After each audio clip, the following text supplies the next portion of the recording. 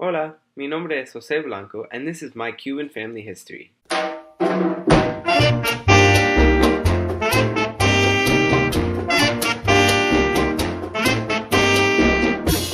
My great-great-grandmother, Dolores Castellano, was born in Key West, Florida, but spent most of her life in Cuba as the secretary of Jose Marti.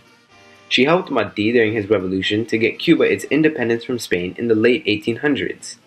During Marti's fight for Cuba, he came to Key West because he called it a Cuban safe haven, una baluarte.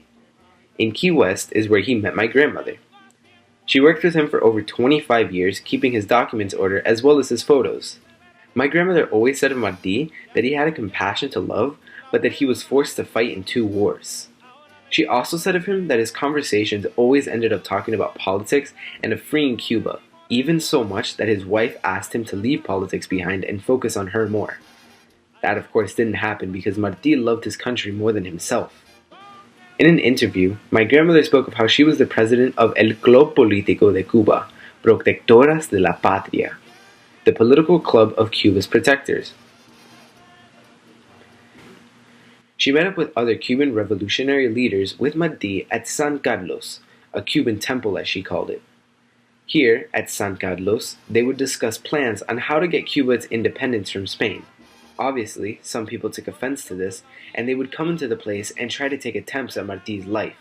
But my grandmother recalled how everyone would surround him and make him disappear, almost like a vapor.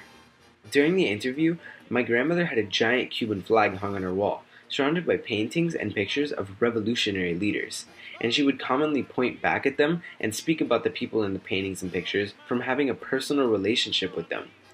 The reporters who had interviewed her described how the living conditions she was in, a small shack of a house in a poor neighborhood, was wrong compared to all the things she had done for the revolution of Cuba, and their hearts were broken. She told them, though, that her riches lied in the memories of being able to spend her life with these great revolutionary leaders and to be able to see her country free. She says that she hoped that this was the free Cuba that Marti had always dreamed of. This inspired Jose Marti to write a poem, Dolores Bella, written for my grandmother, Dolores. Marti called my grandmother una flore que piensa. He called her una hermana inolvidable. In return, she called him un Jesucristo, the apostle of Cuba.